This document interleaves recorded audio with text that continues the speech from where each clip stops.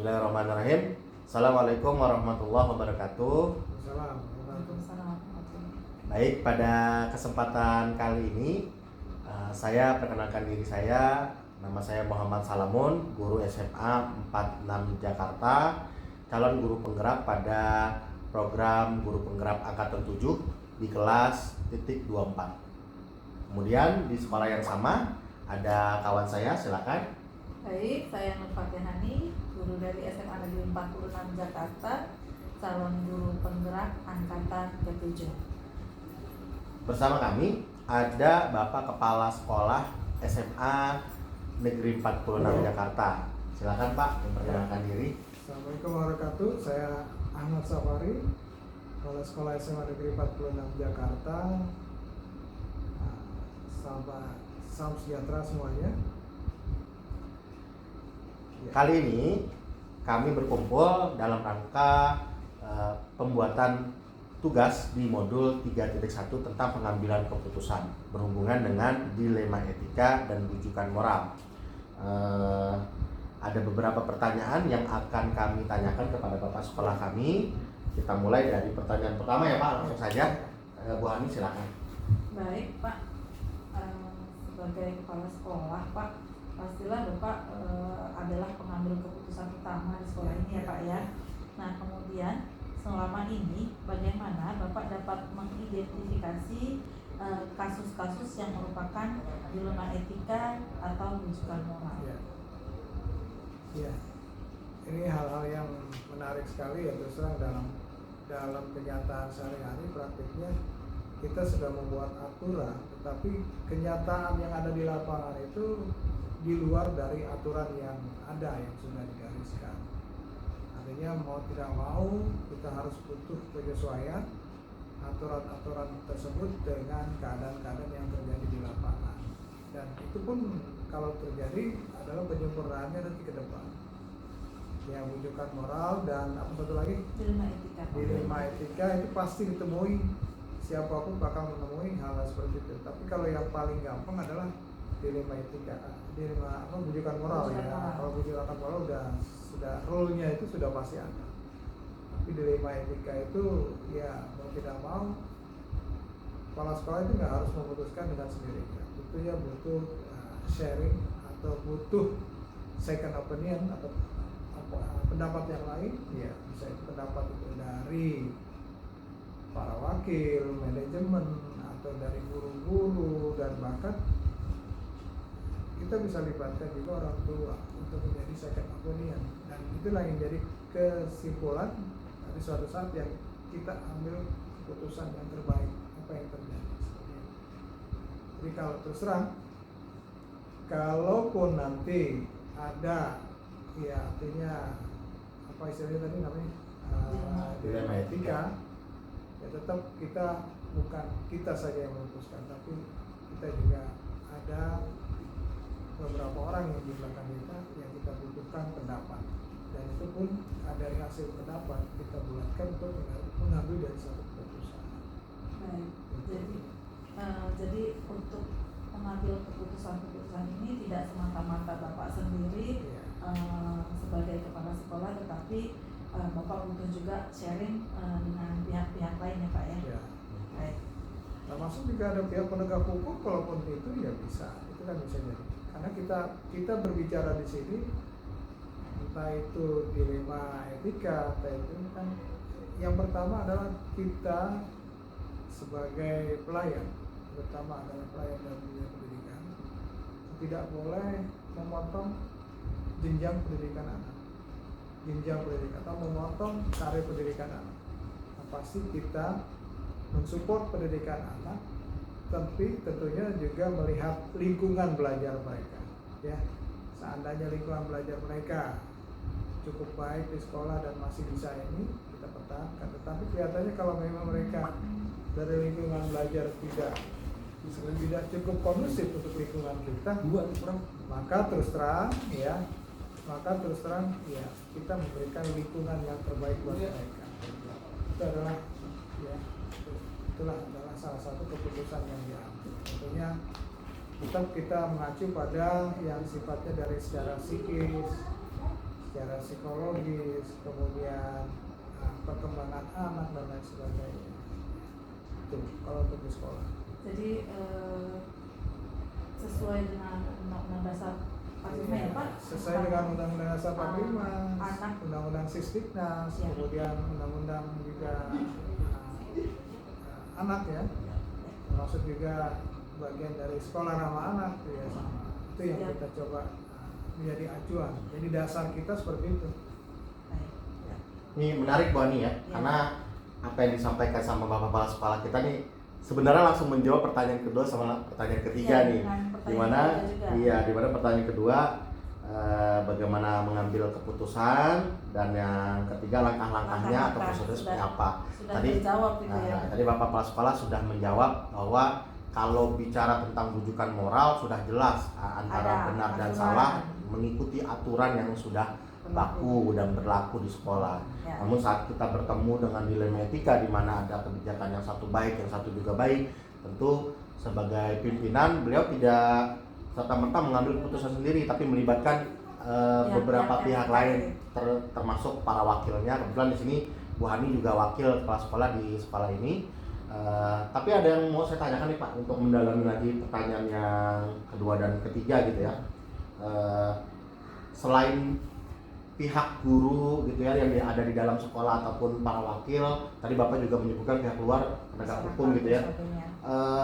Ada nggak sih Pak pengalaman yang akhirnya menuntut Bapak untuk membicarakan hal tersebut bukan cuma kepada pihak sekolah aja, tapi pimpinan di atas Bapak gitu ya kan? Mungkin kita punya, kalau kepala sekolah ada pengawas, lalu ada Ini akan orang-orang menjawab suku pertanyaan nomor dinas 4. gitu ya. Ya tetap kita terus terang. Kalau misalkan terjadi apa-apa, tentunya kita harus pihak yang terkait di lingkup yang teratas itu harus tahu di informasinya. Misalkan ada permasalahan di sekolah ini yang pelik dan sangat sulit diputuskan, ya ketika saat diputuskan kita lapor ke pengawas, ke Di jenjang yang lebih atas ya, Sudin Pak. dan lain sebagainya. Artinya unsur koordinasi tetap kita bangun. Ya. Baik. Kalaupun terjadi masalah di kemudian hari dan masalah itu memperlebar, itu jadi jangan sampai kita disalahkan oleh pihak-pihak yang terkait yang di atas kita, karena kan kita harus mengikuti jalur birokrasi dan jalur pembantu yang ada di atasan kita di atasnya. Ya. Ya, baik Pak, ini semakin menarik karena ternyata dari jawaban tadi sudah merangkum lagi ke bagian keempat gitu ya Pak. Jadi memang dalam pengambilan keputusan itu banyak hal yang harus dipikirkan, banyak bagian-bagian yang harus terlibat di dalam hal ini.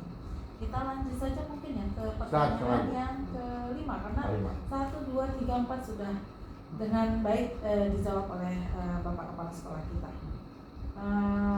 Nah sekarang ada pertanyaan begini Pak, hal apa saja yang selama ini merupakan tantangan dalam pengambilan keputusan pada kasus-kasus dilema etika? Tantangannya apa sih?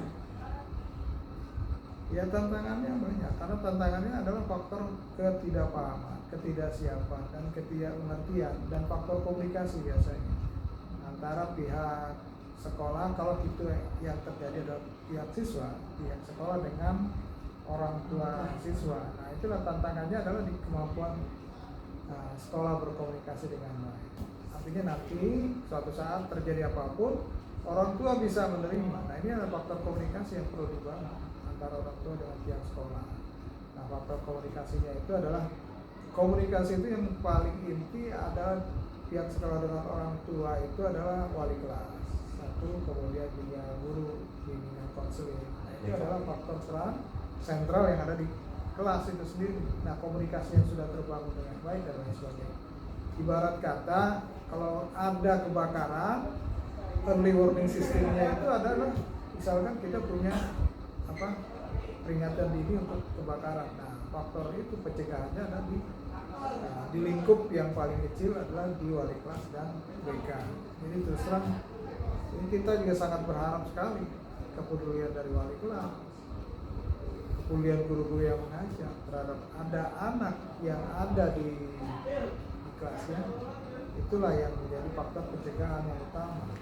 Makanya saya bilang Saya tidak segan-segan mengingatkan guru-guru, tolong ada hal kecil sekalipun, walaupun hanya pakaian seragam, ingatkan siswanya. Jadi dengan mengingatkan itu berarti bentuk kepedulian dan perhatian kita kepada anak-anak. Itu yang kita inginkan. Ya, seragam itu kan sebenarnya masalah kecil, sepele. Dari seragam kita bisa menilai kepribadian dari seseorang. Bagaimana latar belakang seseorang, bagaimana di rumahnya, itu yang dari hal yang kecil kayak gitu udah bisa menjadi bahan penilaian. Baik, jadi selain melibatkan segala lininya, komunikasi adalah satu hal yang paling penting. Ya, komunikasi yang harus dibangun. Tapi saya tadi menggarisbawahi perkataan kepala sekolah, baik waktu menjawab pertanyaan pertama, kedua, ketiga, sama yang terakhir ini, bahwa ada beberapa kalimat yang terulang, yaitu pelayanan kepada siswa. Lalu tadi menyebutkan sekolah ramah anak gitu ya. Artinya kalau dalam bahasa modul di dalam CGP itu keputusan yang diambil itu berpihak pada murid. Jadi siswa. semua tentang pelayanan fasilitasi terhadap murid. Ya. Sesuai dengan filosofi Perlu Jardiwanto. garis bawahi, keramaan, jadi ramah anak itu bukan berarti anak dilus-lus, disanjung-sanjung dan lain sebagainya.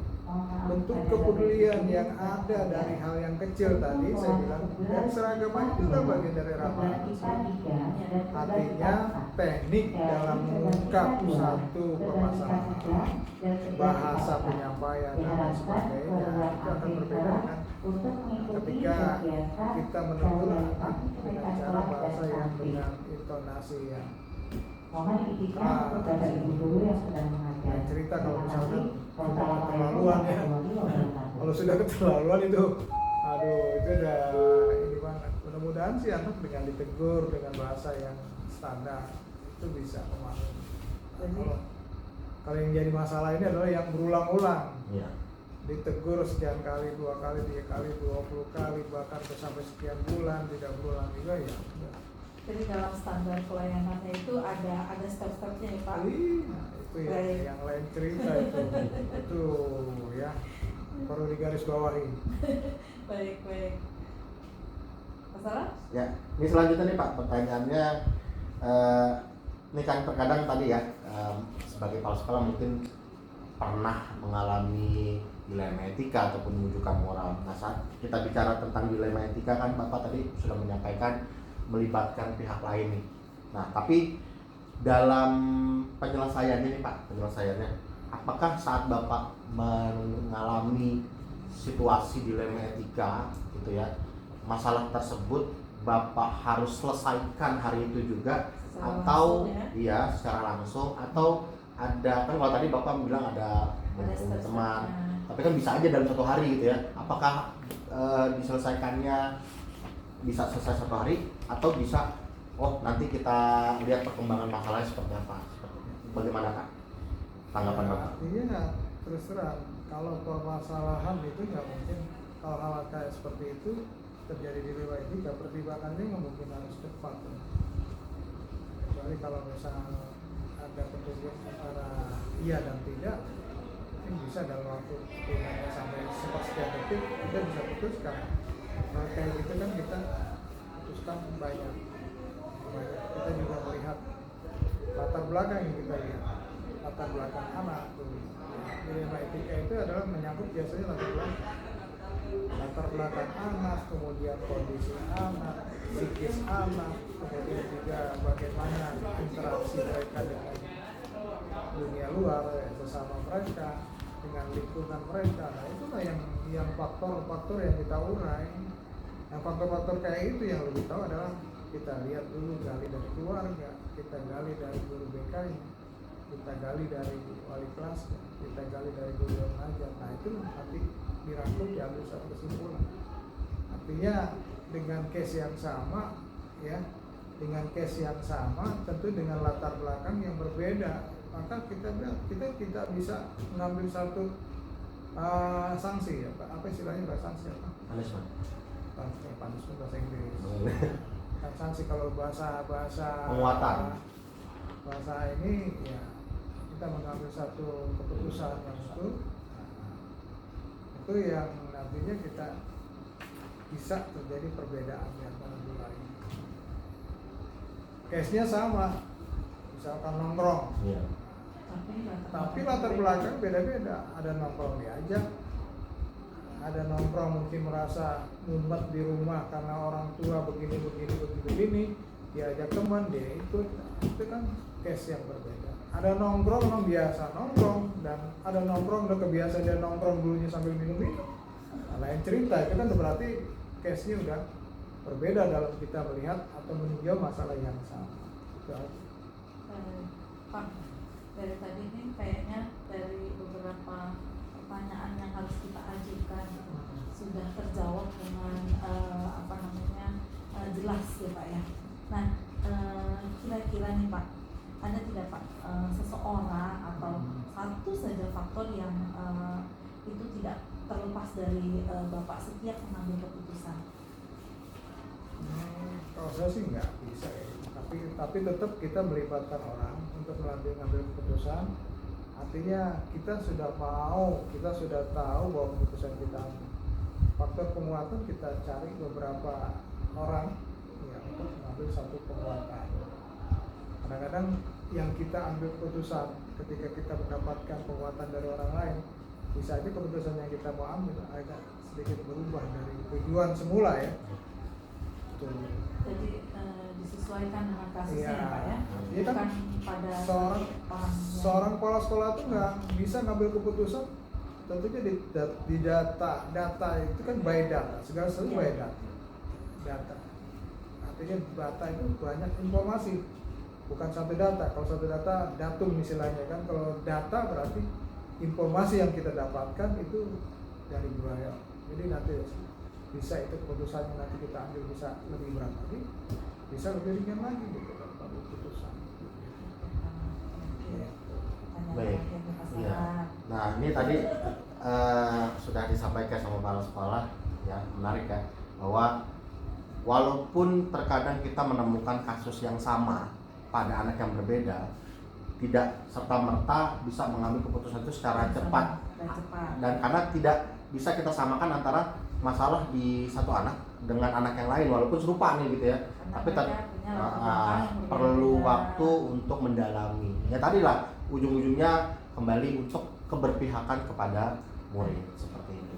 Nah yang terakhir nih Pak, dari semua hal yang Bapak sudah temukan, baik itu rujukan moral maupun nilai etika, kira-kira apa sih yang bisa menjadi pengalaman Bapak ya, menjadi lebih apa ya kalau bahasanya peningkatan kompetensi diri gitu ya, jadi pelajaran sehingga hal tersebut bisa menjadi acuan untuk menyelesaikan pada permasalahan berikutnya seperti itu. Semua masalah yang kunci dari suatu keputusan itu adalah kehati-hatian. Walaupun masalah itu kecil ya kita jangan meremehkan itu masalah, tetapi tetap kita harus melihat kehati-hatian dan kewaspadaan. Karena kenapa Pak? Semua larinya adalah jatuh tanggung jawabnya dan kepada seorang kepala sekolah. Kepala sekolah itu harus detail melihat satu masalah. Jadi kalau kepala sekolah sampai sudah tidak mau tahu dan tidak itu, aduh itu ngeri juga itu. Jauh deh Pak. Ngeri. Nah, ini harus tahu ya, apapun bahasa kecilnya ya. Kalaupun jarum jatuh bisa dengar bunyinya ya mungkin harus terpantau juga bahasa kasarnya itu kan. Jadi kita juga artinya kita seorang kepala sekolah itu bukan seorang Superman, tetapi yang kita bangun itu adalah bukan kita sebagai seorang Superman, yang kita bangun adalah Superman. Itu yang kita coba arahkan, bagaimana segala sesuatunya semua bisa terlibat. Nah itu yang berat dari kita kan, berat dari seorang kepala sekolah, mau keterlibatan semua. Jadi makanya terus terang hal yang kecil kita ini nggak bisa dibuka.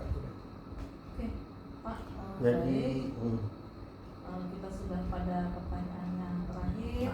Dari jawaban-jawaban Bapak tadi, kami bisa mengambil kesimpulan bahwa setiap keputusan yang Bapak ambil adalah keputusan yang memang benar-benar sudah apa namanya, diolah sesuai dengan data-data, sesuai dengan apa namanya, orang-orang yang memang apa namanya, kompetensinya di dalam bidang itu. Kemudian di sini Bapak bukanlah Superman, tetapi akan memiliki tanggung jawab lebih besar terhadap apa yang terjadi di sini. Maka kemudian membentuk super tim yang pada akhirnya membuat sekolah ini menjadi lebih maju, yang keberpihakan pada anak juga akan terus kita laksanakan gitu ya Pak ya. Baik Pak, terima kasih atas wawancara yang sudah kita laksanakan. Terima kasih untuk waktu yang disediakan oleh Bapak. Semoga sukses selalu di tahun-tahun berikutnya. Amin. Udah ya? Ya. Sip. Baik, terima kasih.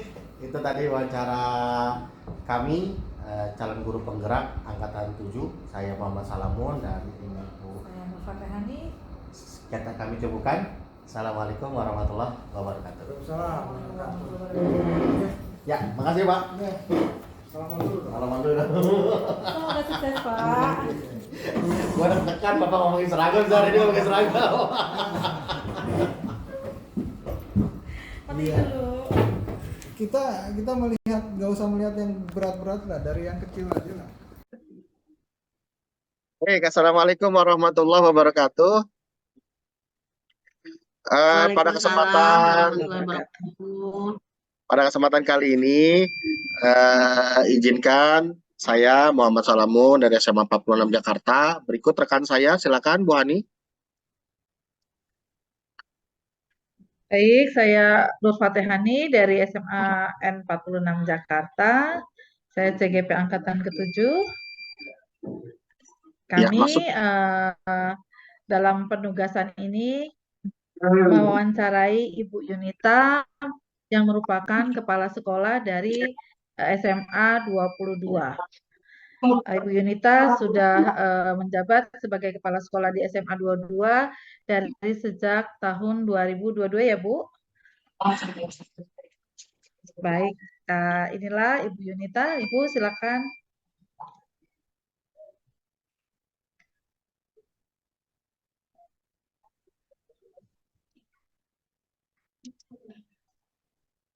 Oke, baik. Assalamualaikum warahmatullahi wabarakatuh. Assalamualaikum warahmatullahi wabarakatuh.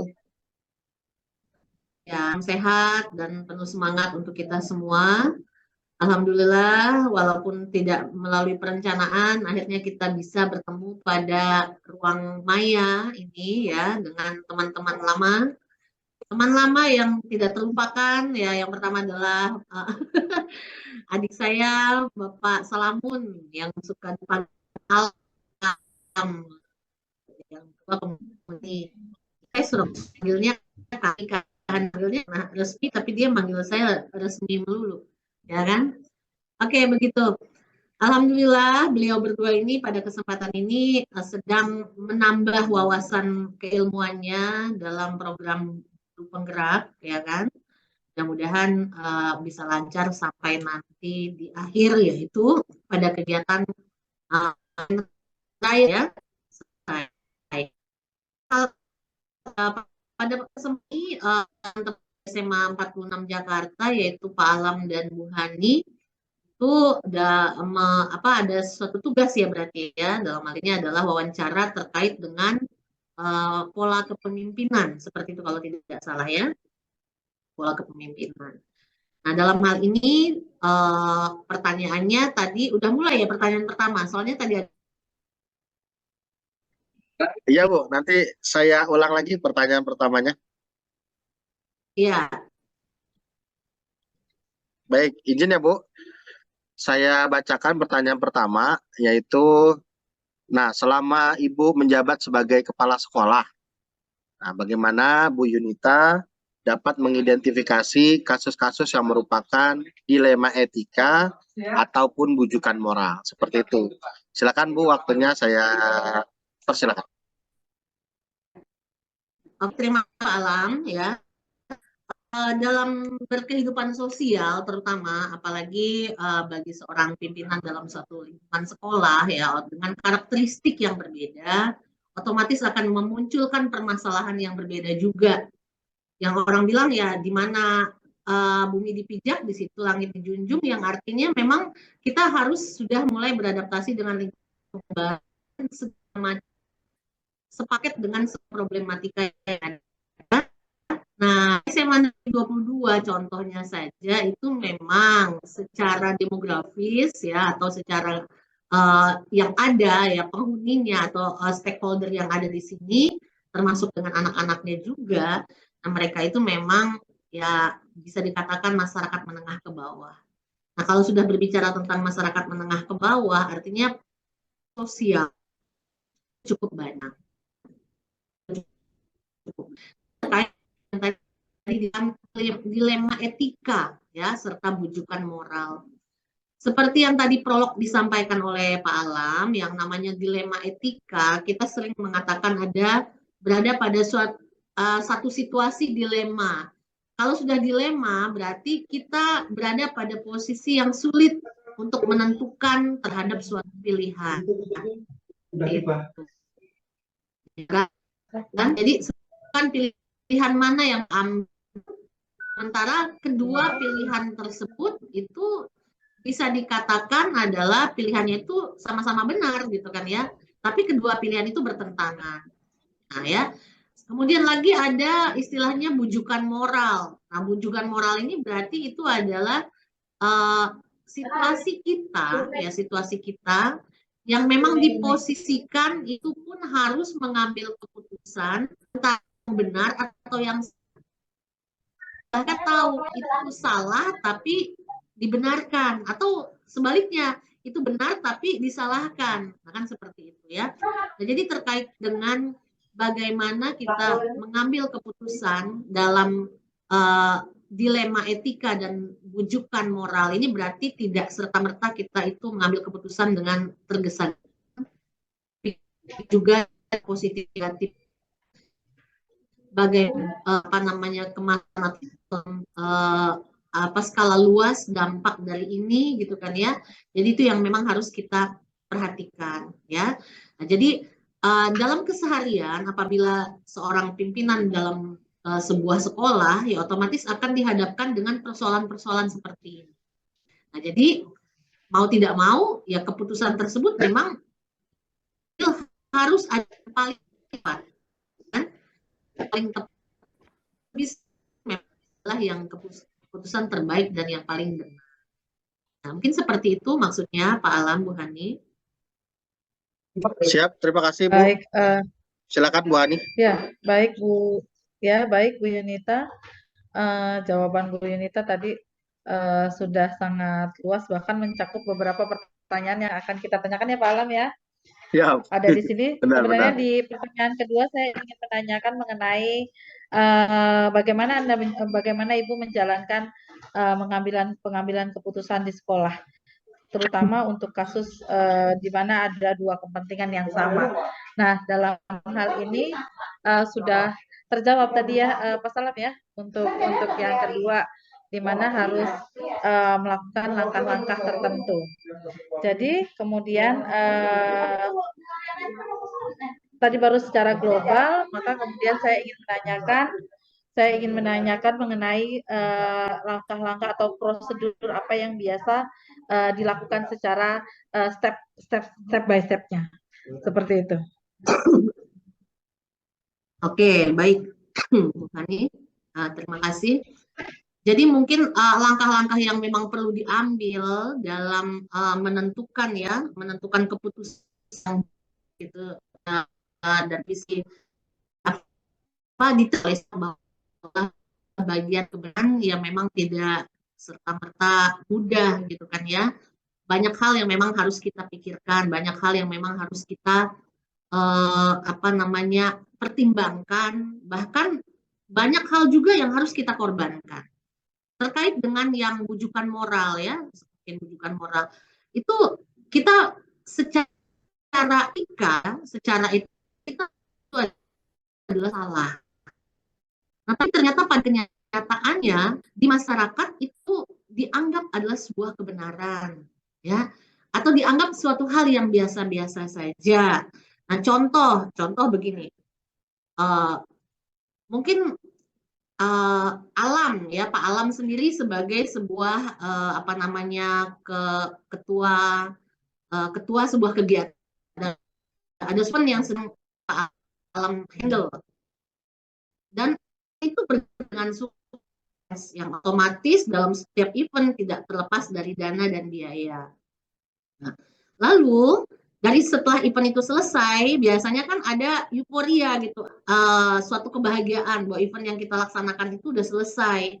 Nah, lalu kepanitiaan ini, acara kita udah selesai nih, sukses nih, berarti makan-makan dong gitu kan, seperti itu ya, kita menjadi suatu yang tetap kan gitu. Oh ya udah, uang mana? Ya itu sisa kegiatan. Nah, kan seperti itu.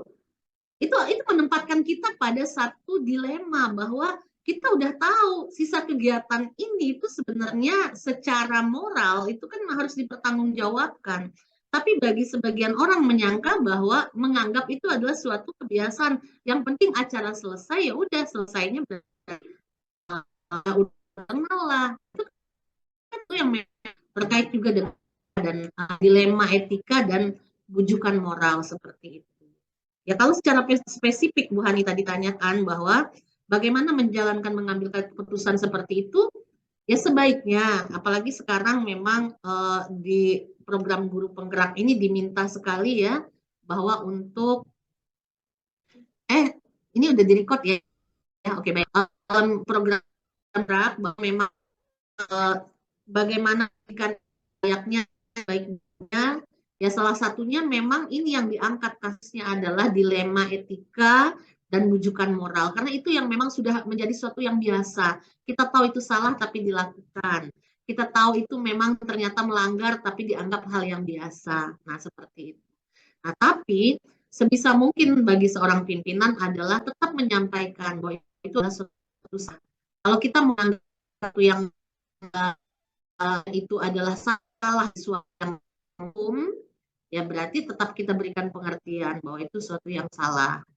Kalau mau dimaklumin, ya akhirnya dijadikan suatu kebenaran, ya berarti kita sudah secara berjamaah melakukan permakluman terhadap kesalahan itu.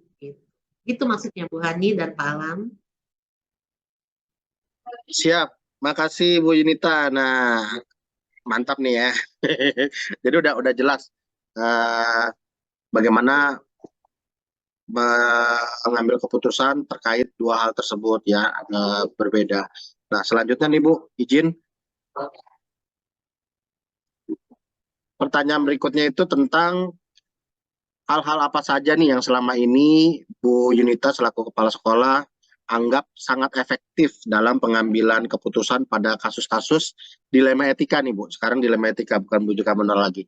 Jadi apa sih yang menurut Ibu sangat efektif yang bisa Ibu ambil ya dan Ibu bisa laksanakan dalam mengambil keputusan pada kasus-kasus dilema etika?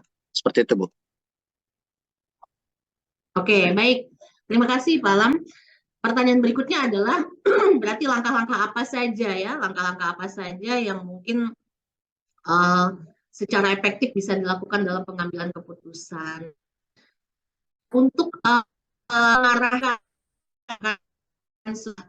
organisasi itu untuk memahami bahwa suatu etika moral, suatu dilema etika bahkan bujukan moral itu sebenarnya masing-masing pribadi itu sudah tahu bahwa yang benar yang mana, yang salah itu yang mana. Tapi kadang-kadang dalam dunia nyata itu dibuat seolah-olah seperti yaitu tadi abu-abu, yang benar tampak benar, ya tampak benar gitu. Jadi kita sampai pada teman-teman dalam tim gitu kan ya, menyampaikan kepada manajemen terutama, baru nanti kita sampaikan kepada ujung tombaknya adalah kepada siswa bahwa segala sesuatu yang kita yakini itu adalah benar, ya itu adalah sebuah kebenaran yang mutlak. Tapi pada saat semua orang akan salah dan itu mutlak disepakati bahwa oh yang salah bisa jadi dianggap benar kalau semua orang membenarkan. Itu sebenarnya bukan hal seperti itu. Yang pasti kita harus memberikan keyakinan kepada manajemen kita atau kepada anak-anak atau siswa kita secara global bahwa tidak takut untuk mengatakan benar dan tidak takut juga untuk mengatakan salah. Nah, pada keputusan dianggap benar dan salah itu harus kita raih. Karena apabila suatu kesalahan dianggap sebuah kebenaran, akan memunculkan multitafsir, akan memunculkan banyak sekali persepsi. Namanya sudut pandang orang beda-beda. Nah, jadi akhirnya akan sulit bagi kita dalam mengambil keputusan. Maka dengan demikian, kita terus sampaikan kepada manajemen kita, terutama itu sistem ya. Kalau sistem satu frekuensi, sudah satu pemikiran, toh nanti kenyataannya di lapangan juga pada saat kita menyampaikan kepada anak-anak juga sudah nggak jadi masalah. Seperti contoh, selama saya di sini kurang lebih hampir 8 bulan, kasus-kasus siswa itu sangat banyak sekali. Ada satu ketika kasus yang sudah menyita perhatian dalam hal adalah tas yang ternyata ini memang tidak lagi diakui sebagai siswa. Nah, tapi ternyata kita dibenturkan dengan situasi regulasi. Kita dibenturkan dengan regulasi. Contoh, saya ambil contoh. Pernah berkasus di sekolah mana saja mungkin, anak kelas 12. Kelas 12 ini ternyata sudah melanggar, berarti biasa itu sudah dilanggar semua. Yang dikatakan bahwa ternyata tidak bisa atau diakui sebagai siswa saja kita malu, tidak pantas. Nah, tapi secara regulasi kita dihadapkan pada pilihan, nggak bisa, ini anak udah kelas 12, lulusin aja, sedikit lagi juga lulus gitu kan. Nah, jadi akhirnya logika kita, perasaan kita tadi dihantam oleh suatu regulasi yang bertentangan dengan pikiran kita. Kalau mungkin anak sudah tingkat kenakalannya bukan lagi kenakalan remaja, tapi tingkat kenakalannya sudah sangat luar biasa. Mengakuinya sebagai siswa sekolah kita pun kita malu, gitu kan ya, seperti itu. Langkah apa yang harus diambil? Harusnya anak ini memang diarahkan. Oh, kamu rupanya tidak tepat berada di sekolah ini. Silahkan kamu mencari sekolah yang lain, diarahkan orang seperti itu. Ingat, dibenturkan dengan regulasi, ya, kita dibenturkan dengan regulasi, nggak boleh anak kelas 12 sudah nggak boleh keluar. Nah, akhirnya kita akan berhadapan dengan suatu masalah sosial baru. Kelas 10 akan menganggap kejahatan yang dilakukan si kakak udah biasa. Kelas 11, oh biasa aja, berarti nggak masalah dong. Udah kejahatannya saja, ternyata izinkan sampai lulus. Nah, berarti nggak masalah. Akhirnya penegakan tata tertib yang ada di sekolah itu menjadi bias. Bukan bias karena pihak sekolah, tapi mentok pada regulasi. Nah, itu yang namanya dilema etika. Nah, seperti itu yang kadang-kadang banyak sekali dihadapi di lapangan. Yang teman-teman juga pasti menghadapi. Saat kita harus tegas, regulasinya nggak boleh. Nah, pada saat kita nggak boleh, akhirnya atau jadi bias di anak yang di atas. Jadi seperti itu. Oh, berarti saya kalau melakukan ini nggak ada sanksi dong. Saya kalau melakukan ini nggak ada sanksi dong. Jadi akhirnya dianggap biasa. Tapi regulasi tidak paham sampai di sana. Yang merasakan itu adalah kita di lapangan. Nah, seperti itu Pak Alam. Oke, Bu Hani. Lanjut. Siap, lanjut. Pertanyaan berikutnya nih Bu. Tadi Bu Hani sempat keluar soalnya. Pertanyaan berikutnya nih Bu. Sekarang tantangan dalam pengambilan keputusan terkait kasus-kasus dilema etika. Nah, tantangannya apa aja nih selama Ibu jadi kepala sekolah menemukan kasus-kasus seperti tadi, kira-kira yang Ibu anggap sebagai tantangan. Kalau tadi kan prosesnya nih, nah kalau sekarang nih tantangannya apa sih? Kalau menemukan anak kelas 12 seperti ini, mau dikeluarin tapi regulasi nggak mendukung. Nah, tantangan Bu sebagai kepala sekolah apa? Silakan Bu Yunita. Ya, oke, baik. Terima kasih, Pak Alam. Tantangan itu otomatis akan selalu ada. Ya, tidak ada sesuatu tanpa suatu tantangan. Pada saat kita akan mengambil keputusan itu sudah disepakati bersama di dalam sebuah tim. Nah, ternyata apa saja tantangan yang tidak bisa kita lawan? Yang pertama sih, udah jelas kita punya tantangan sekali. Bahkan kadang-kadang pada saat kita dimentokkan pada satu regulasi, kita jadi speechless sendiri. Aduh, bingung, aduh, udahlah. Jadi bahkan sampai pernah pada titik menyerah, titik give up. Percuma saya melakukan ini, toh regulasinya juga nggak sesuai dengan apa yang kita inginkan. Nah, kan itu sering sekali terjadi seperti itu. Yang kedua, tantangan yang terjadi, walaupun ini bisa kita selesaikan atau bisa kita ada dalam satu tim yang tidak satu pemikiran, dalam satu tim yang tidak satu frekuensi, kita maunya kemana, yang lain maunya kemana, akhirnya nggak ada jalan keluar. Nah itu. Lalu berhadapan juga tantangan yang ketiga adalah karakteristik orang tua yang beraneka ragam, dari yang middle gitu ya, dan mereka masyarakat menengah ke atas, pola pikirnya akan beda, lebih open mind. Tapi pada saat yang menengah ke bawah mesti harus diberikan informasi sedetail-detailnya, yang sampai kadang-kadang bikin kita capek, bikin kita ini begitu seperti itu ya. Nah, jadi itu banyak tantangan. Kalau menurut saya 3 aja udah cukup, dan 3 aja udah bikin mumet. Yang pertama itu ada regulasi yang ada, top diregulasi segala yang buat aturan atau mentok diregulasi. Yang kedua adalah manajemen yang tidak satu frekuensi. Yang ketiga adalah ya pemahaman orang tua. Nah, seperti itu sudah termasuk tantangan. Kalau 3-tiganya itu ada semua, udah kompleks. Nah, udah nggak ngerti lagi tuh. Udah butuh apa namanya paramek setiap hari kayak. Silakan Bu Ani. Oke, baik ya.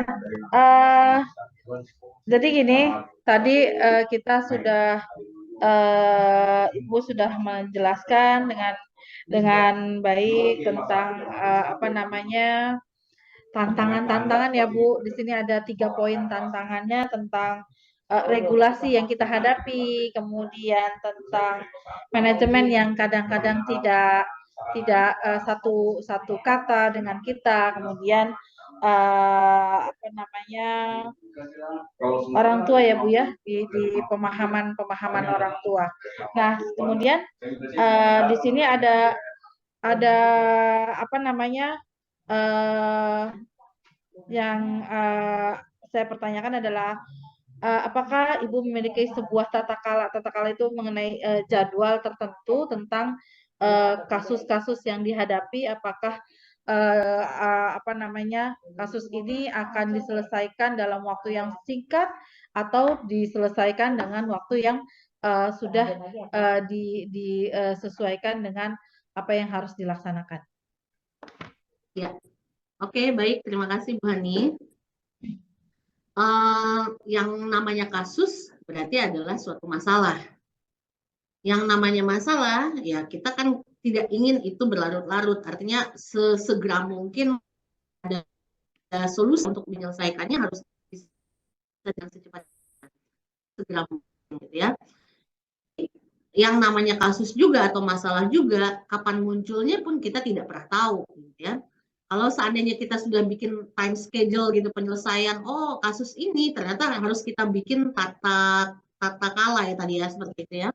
Harus kita bikin jadwalnya, penanganan kasus ini sekian hari, kasus ini sekian hari, enggak. Penanganan kasus ya pertama adalah kita segera menyelesaikannya. Kalau memang tidak harus melibatkan pimpinan yang ternyata memang bisa kita selesaikan dulu secara internal, dalam artian pimpinan kita pada jenjang yang lebih tinggi ya, itu kita selesaikan dulu sesegera mungkin. Karena kalau semakin melebar permasalahan ini, ya dari pimpinan yang di jenjang lebih tinggi tahu persoalan pada setiap sekolah, artinya apalagi persoalan itu belum diselesaikan, artinya itu kan dalam arti apa? Ada persoalan tidak segera harus diselesaikan. Nah, yang kedua adalah bentuk persoalan. Munculnya setiap permasalahan kita tidak pernah sama. Kadang hanya ringan-ringan saja, kadang sedang-sedang aja, kadang bahkan sangat berat gitu kan ya. Nah, jadi pun tidak punya time schedule khusus. Apabila itu permasalahan ringan yang bisa kita selesaikan hanya dengan manajemen ya berarti bisa dalam yang lebih kecil. Nah, apabila masalah itu ternyata harus menimbulkan kesepakatan terhadap satu komunitas, ya berarti kita nggak bisa, kita harus ada spare waktu menyampaikan permasalahan ini, membuka masalah ini, membuka masalah aja itu adalah suatu masalah baru kan, artinya masalah yang harusnya tadi kita keep, yang tidak harus orang banyak tahu, tapi bilang ini harus disepakati sama, otomatis memang paling tidak yang tidak tahu pun harus kita beritahu dulu agar mereka juga memiliki pemahaman yang sama dan waktunya pun yang ketiga itu yaitu berbeda. Jadi tidak harus kita panjang-panjangkan ulur-ulur waktu ya. Nah, biasanya penyelesaian kasus itu kalau memang sudah ada waktu jangka harinya itu berarti sudah masuk dalam kasus yang cukup berat ya. Jadi biasa kalau apakah ada waktu itu tidak ya, sampai kecuali kalau memang itu kasus tersebut atau masalah tersebut sudah sampai pada level yang lebih tinggi.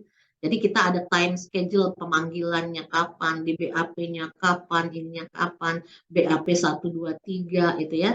Nah itu artinya ada timeline-nya, ada time schedule. Tapi kalau untuk di internal sekolah kita saja, ya hari ini selesai, sampai malam diselesaikan. Yang penting besok kita tidur, tapi besok kan seperti itu. Jadi bisa. Nah, yang menjadi persoalan adalah yaitu tadi sebagai adanya masalah berarti kan harus ada solusi. Nah, jadi jangan sampai kita mengalami permasalahan yang sama muncul berkali-kali. Nah, jadi kalau ada persoalan yang sama, contoh kemarin ada terkait mungkin kasus etika kah, kasus moral kah, ya sebisa mungkin kita langsung brainwash, tanya apa yuk kita motivator yuk, brainwash anak ada peristiwa ini loh, jadi lo berimain kamu, ayo dengarkan, kita sekolah memfasilitasi, kita panggil motivator.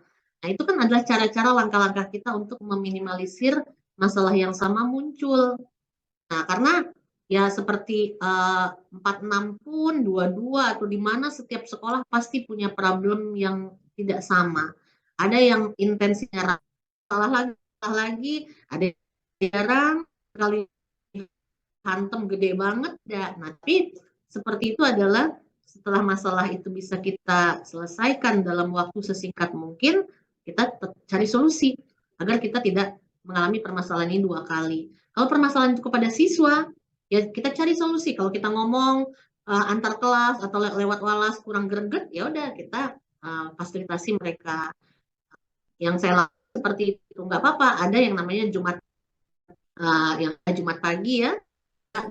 Enggak kita sendiri, kita panggil motivator dalam waktu 1,5 jam, brainwash artinya, oh ini masalah sosial loh, yang ternyata guru-guru aja nyampainya nggak cukup gitu kan, harus melibatkan orang lain, dan itu lebih efektif gitu, anak-anak akan lebih mendengarkan.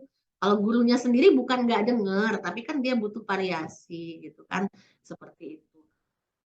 Oh, kalau masalah ini muncul dari nah kepala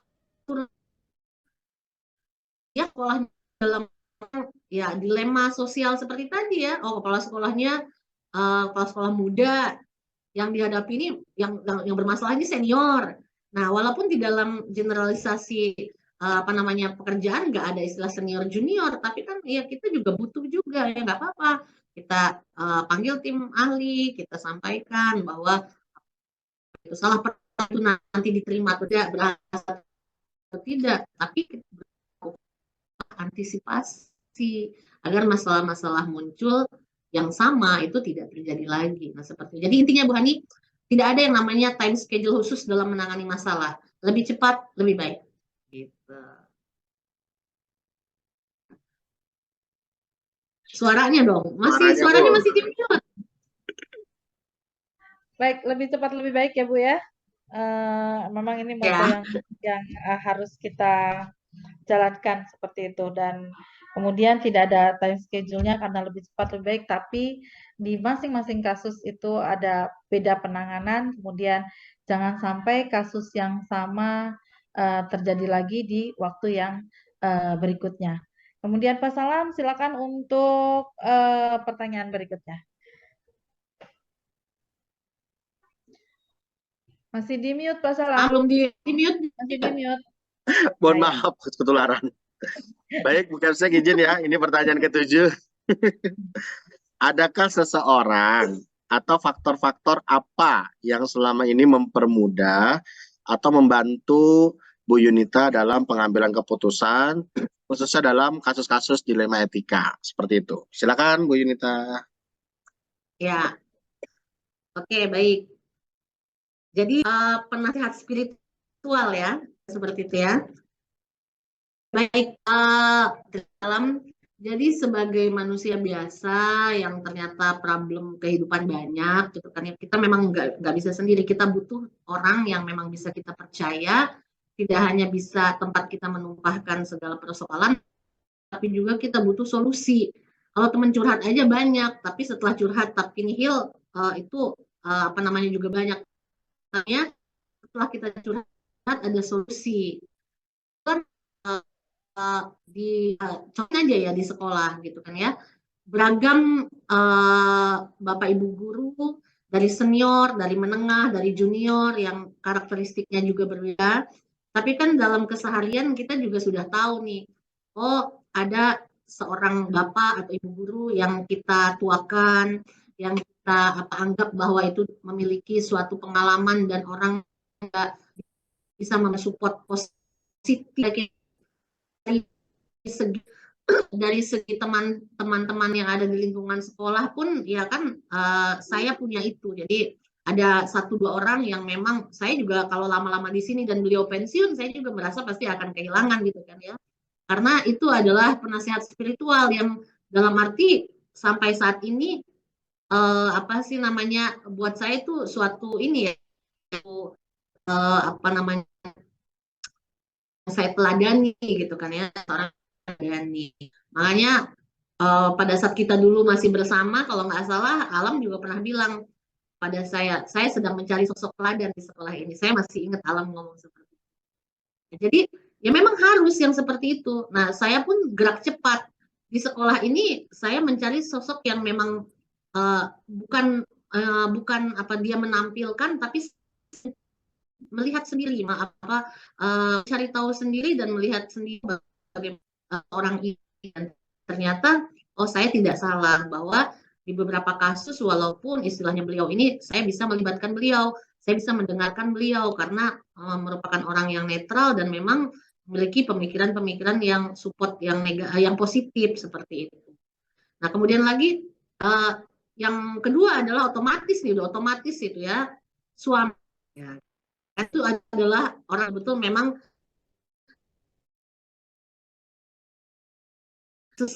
adakah seseorang, yaitu ya suami.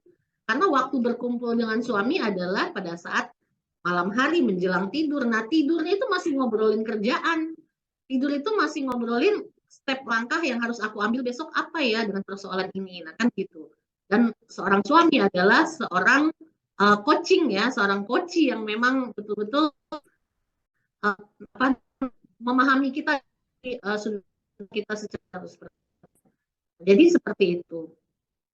Jadi intinya adalah kita jangan harus melibatkan orang lain, harus melibatkan orang yang lebih berpengalaman, orang yang pengalamannya bukan hanya di sekolah saja, di sekolah itu saja, artinya terhadap persoalan atau permasalahan. Jadi apapun yang akan kita ambil berarti semata-mata adalah suatu keputusan kita pribadi, adalah keputusan yang diambil bersama agar apa namanya pemanfaatannya atau dampaknya juga nanti bisa menetralisir segala masalah yang muncul itu tadi. Nah, seperti itu ya. Jadi dalam sebuah dilema etika itu banyak sekali kan, banyak ya, kadang-kadang ya itu tadi yang nggak sengaja kalau kita diminta apa sih persoalan etika yang suka muncul?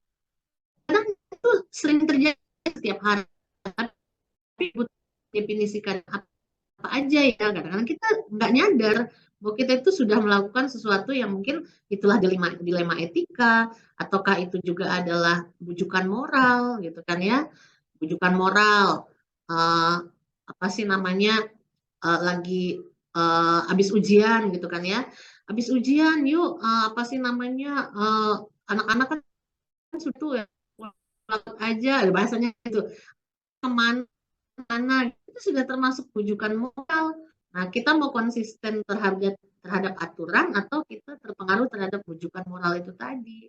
Nah, termasuk dilema etika. Dilema etika juga sesuatu yang kita pandang itu benar, ya sulit memutuskan yang mana. Nah, akhirnya dilema. Tapi kalau kita punya seseorang yang netral, bisa memberikan masukan secara positif kepada kita, itu menjadi, jadi kita melangkahnya, ya deh saya nggak sendiri gitu, ada orang yang sistem banget gitu, dan itu bisa kita percaya dalam menyelesaikan setiap permasalahan.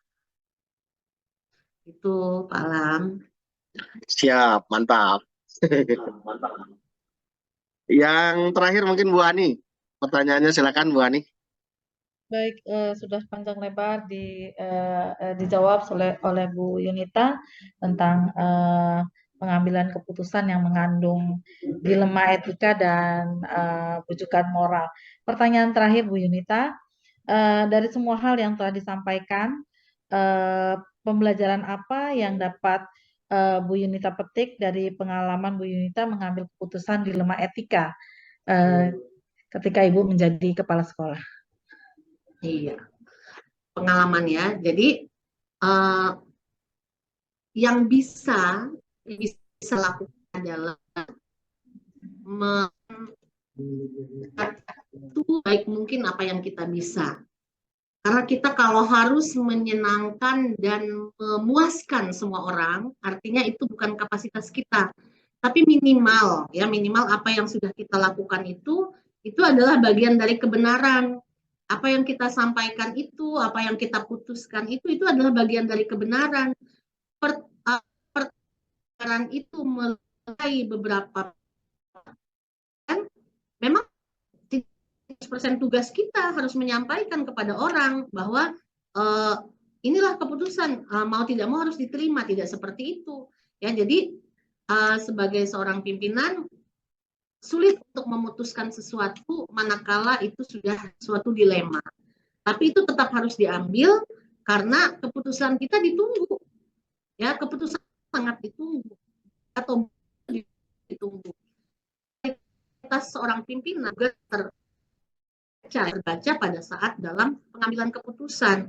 Nah, maka kita langkah-langkah yang sudah dilakukan tadi, mulai dari kita observasi, kita ambil mempertimbangkan pendapat orang lain dari berbagai pihak dan lain sebagainya, sampai kita pada satu keputusan, artinya seolah-olah memang ini sudah menjadi kesepakatan bersama, kesepakatan tim.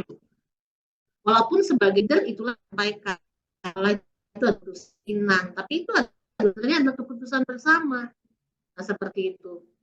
Nah, lalu hal-hal apa saja yang menjadi apa tadi dikatakan sebagai pengalaman ya dalam pengambilan keputusan ya, hal apa saja yang pengalaman itu ya itu tadi, karena pasti dalam suatu komunitas apalagi dengan level berbeda, menengah, senior ya, untuk menghadapi senior akan berbeda dengan kita menghadapi junior, kan seperti itu ya.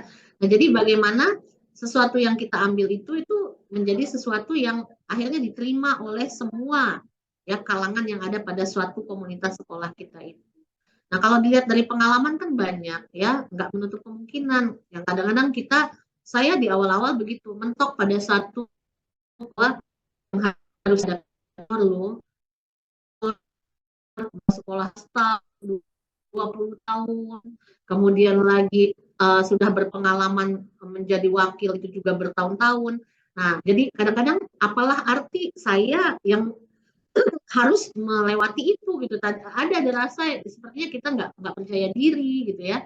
Nah, tapi ternyata nggak seperti itu pada kenyataan. Pada saat kita sudah membina hubungan dan menciptakan silaturahmi atau